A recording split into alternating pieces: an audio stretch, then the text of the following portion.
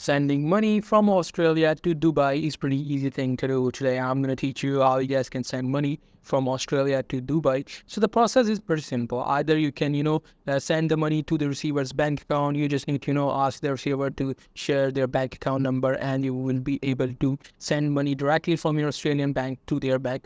But if you don't want to do that and you want them to, receive the money directly, you just have to go to this website or the nearest store, which is Ria Money Transfer. You just have to go to this option. It is a money transfer website or a money transfer company that lets you transfer money to the other person based on their ID card.